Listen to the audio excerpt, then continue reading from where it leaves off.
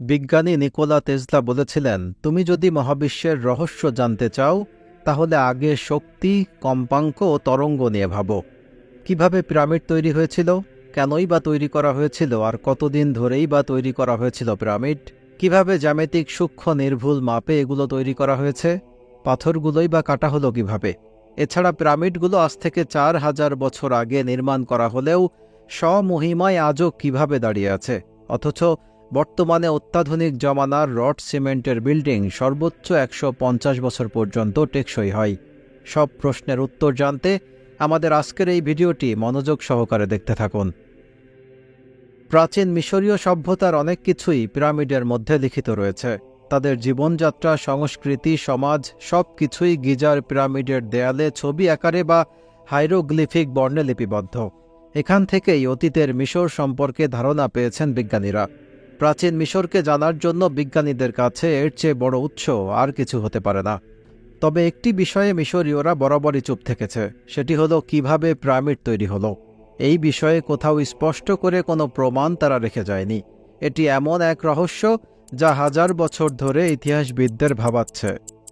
আজকের এই ভিডিওতে আমরা ভিন্ন একটি দৃষ্টিকোণ থেকে পিরামিডের রহস্য উদ্ঘাটন করার চেষ্টা করব ইনশাআল্লাহ। The great pyramid of Giza, যাকে খুফুও বলা হয়, এটি খ্রিস্টপূর্ব প্রায় ৪-৫ হাজার বছর আগে তৈরি করা হয়েছিল। সবচেয়ে জনপ্রিয় মত অনুযায়ী সে সময় মিশরের মানুষের বিশ্বাস ছিল মৃত্যুর পরবর্তী জীবনই হল অনন্ত জীবন।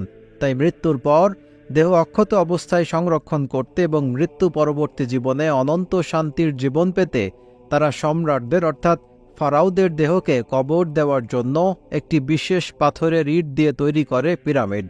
খুফুর পিরামিড তৈরি করতে সময় লেগেছিল প্রায় ২০ বছর এবং শ্রমিক খেটেছিল আনুমানিক ১ লাখ।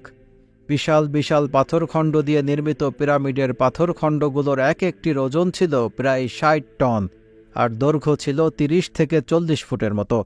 ইতিহাস থেকে এমন কোনো চাকা বা শক্তিশালী বাহনের খোঁজ পাওয়া যায়নি যা ৪,০০০ বছর আগে বর্তমানের চেয়েও অনেক বেশি আধুনিক প্রযুক্তি দ্বারা নির্মিত ছিল।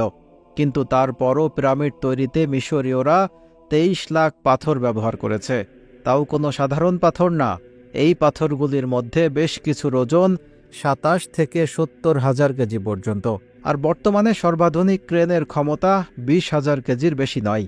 পিরামিড তৈরিতে এমন প্রযুক্তি ব্যবহার করা হয়েছে যা আজ থেকে ৪,০০০ বছর আগে কল্পনাও করা যায়নি। অনেক বিজ্ঞানী এটাকে মানুষের তৈরি বলে মনে করেন না। তারা বলেন যে পিরামিড ভিন গ্রহের প্রাণী বা এলিয়েনদের তৈরি। এছাড়া পিরামিডের পাশেই একটি মন্দিরে বাল্বের মতো কোনো কিছুর প্রতিচ্ছবি পাওয়া যায়। ড্যান্ডেরা লাইট কমপ্লেক্স নামের এই মন্দিরটি বহুকাল ধরে অজ্ঞাত ছিল অর্ধেক মাটির নিচে।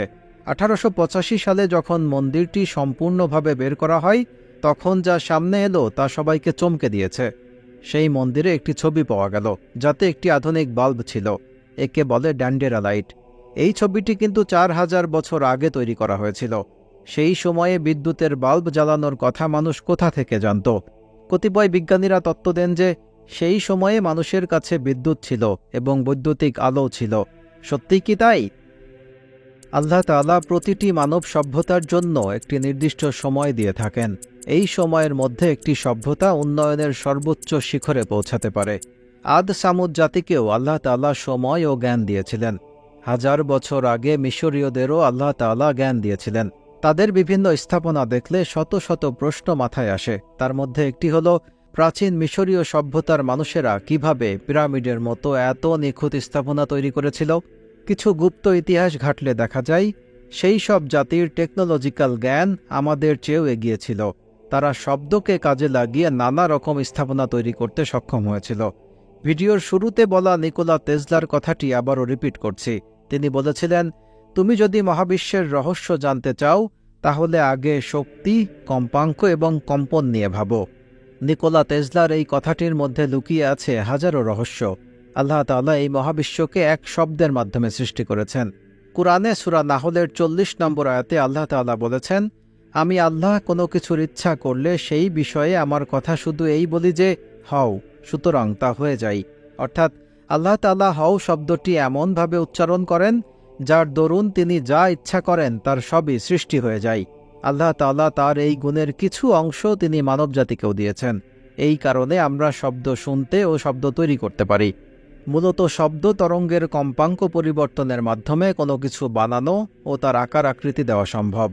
আমাদের আশেপাশেই এর উদাহরণ রয়েছে, যেমন নির্দিষ্ট কম্পাঙ্কে শব্দ উচ্চারণ করে কাচ পর্যন্ত ভেঙে ফেলা সম্ভব। প্রাচীন মিশরীয়রা জ্ঞান অর্জন করতে করতে একসময় শব্দের এই রহস্য বুঝতে পারে।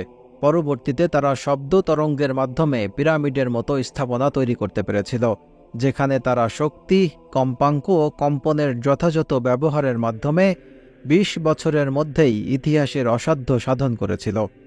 সব শেষে বলতেই হচ্ছে, মানব সভ্যতার ইতিহাসের অন্যতম রহস্যময় নিদর্শন হল এই পিরামিড। এর সুবিশাল উচ্চতা ও শৈলীর সামনে দাঁড়ালে বাকরুদ্ধ হওয়া ছাড়া উপায় থাকে না। সারা বিশ্বের কাছে মিশরের পরিচিতি আছে তাদের পিরামিডগুলোর জন্য। প্রাচীনকালের পৃথিবীর সপ্তম আশ্চর্যের মধ্যে পিরামিডই সবচেয়ে পুরনো এবং অনেকাংশে অক্ষত। নীল নদের পশ্চিম তীরে গড়ে ওঠা প্রাচীন সভ্যতার নিদর্শন মিশরে নির্মিত প্রাচীন সব পিরামিডগুলো ধ্বংস করতে ব্যর্থ হয়েছে শক্তিশালী সব প্রাকৃতিক দুর্যোগও। এমন দৃঢ় স্থাপনা আধুনিক প্রযুক্তিতেও নির্মাণ সম্ভব কিনা তা সন্দেহাতীত।